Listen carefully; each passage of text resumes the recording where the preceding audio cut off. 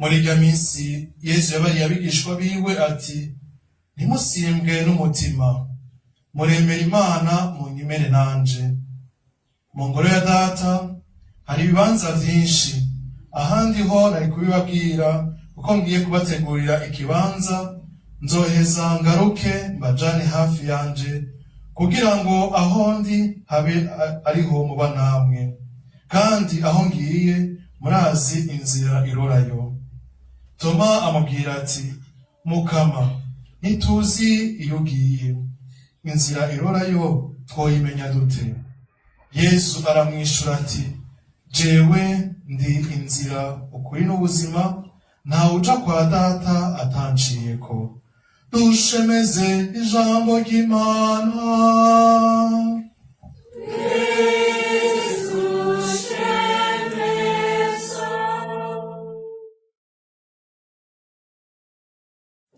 Jewe ndi inzira, ukuri n'ubuzima, ntawe uja kwa Data atanciyeko.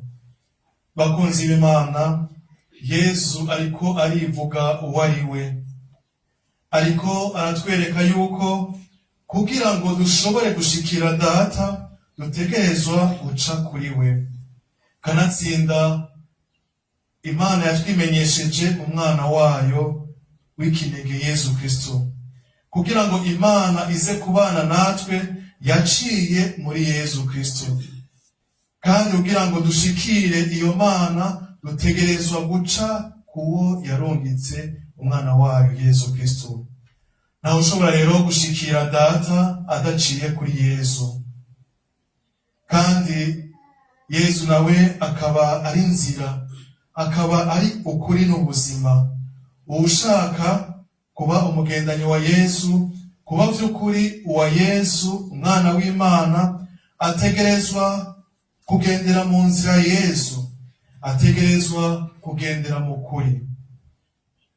Ntitubere muri babandi bagira bati, nukuri ndavugishije ukuri, mugabo atavuze ukuri, akabivuga yikurayo. Hariho ukwitwa kuvugisha ukuri no kuvuga ukuri. Rero turondere kuvuga ukuri tutariko turikurayo. Nivyo biranga umwana w'Imana, nivyo biranga uwa Kristo. Ahari ukuri bavukanyi hari amahoro, ahari ukuri abantu babana mu bumwe, ntibabeshanya. Kuko ahatari ukuri tuhasanga ikinyoma, tuhasanga ububeshi, tuhasanga ukwiyorobeka. Ugasanga umuntu murabana ariko mutabana, arakwinyegezamwo, akakwereka iyindi sura itari yiwe, kuko atari mukuri.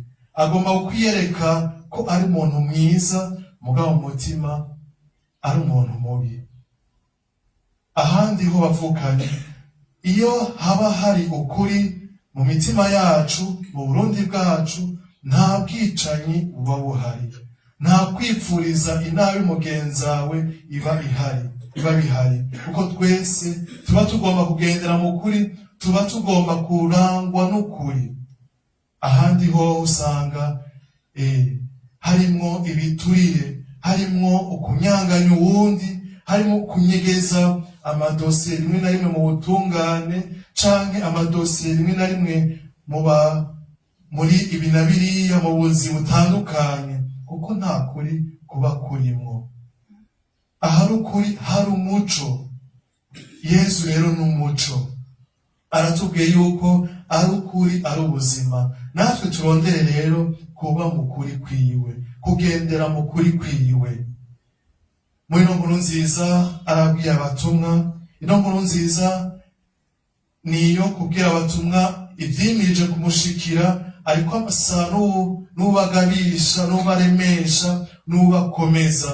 Ati, ntimusimbwe n'umutima, muremera Imana munyemere nanje.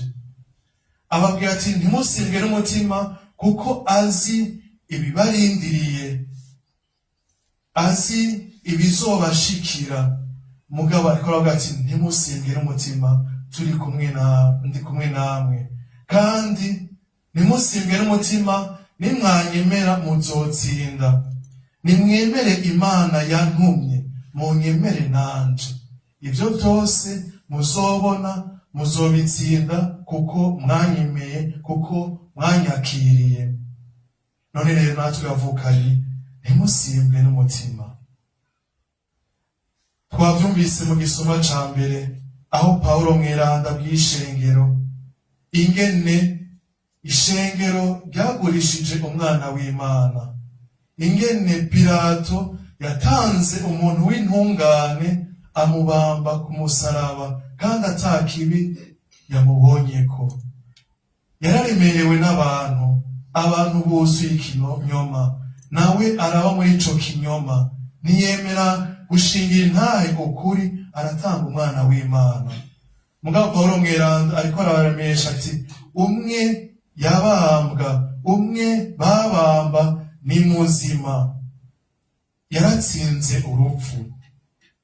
Ntimusimbwe rero umutima. Ariko arabaremesha kandi aremesha umuntu wese yabatijwe. Hari byinshi bavukanye bidusimbisha umutima. Mbega wewe bigusimbisha umutima n'ibihe? Hariho inzara, hariho ukubura amafaranga, hariho ugusimba umutima, mbega ejo hanje hameze gute? Hariho ugusimba umutima kubera amagara make, ingwara. Hariho ugusimba umutima kubera abariko barakurondera.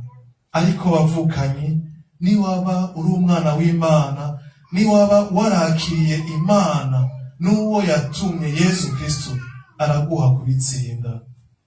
Byose rero ni ivy'ubusa kuwemera Imana, kuwemera Yesu Kristo. Ntusimbwe n'umutima. Muzobona ibagora ariko bakagumye bagumako. Ivyo bibashikira n'umwana w'Imana byaramushikiye. Nta gishasha rero ku mwana w'umuntu, kuko n'umwana w'Imana byaramushikiye arabitsinda. Ibiriko birakugora haba mu kazi canke mu kibano, ntusimbwe n'umutima, kuko kandi iyo umuntu yasimvye umutima usanga adatekanye muri we, n'ivyo avuga ntabatekanye.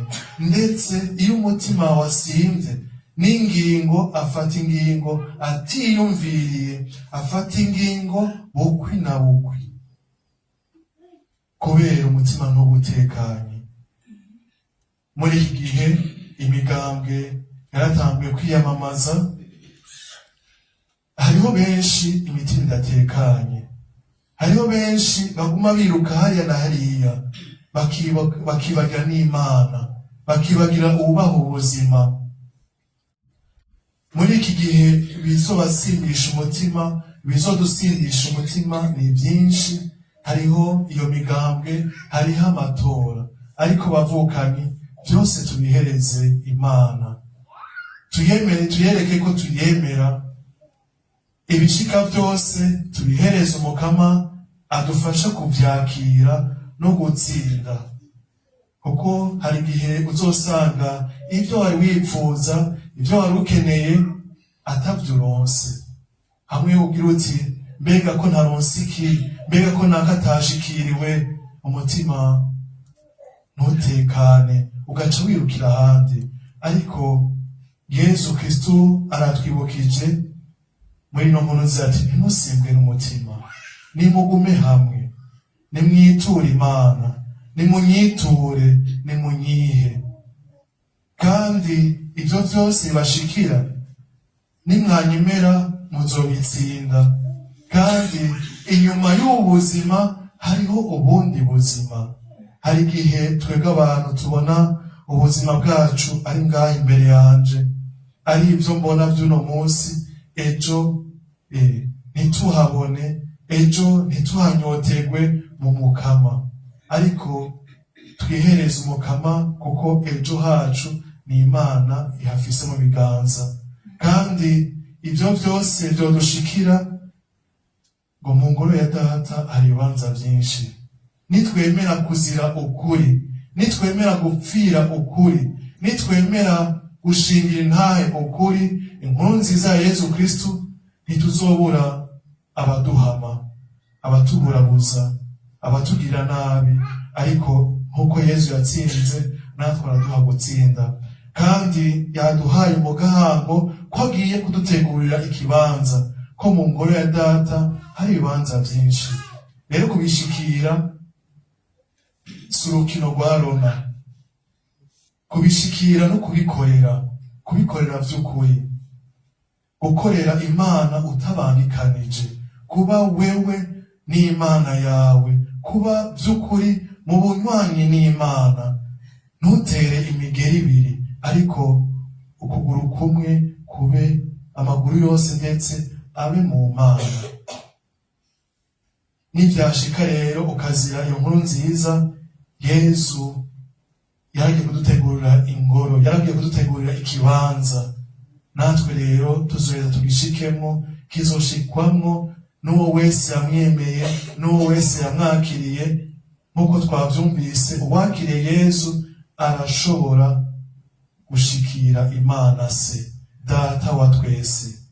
None rero ntabyo twame twibuka yuko turi abantu duhamagariwe kurangwa n'urukundo, duhamagariwe kwemera Imana, duhamagariwe kwama twizigiye Imana, imitima yacu yama itekanye mu Mana.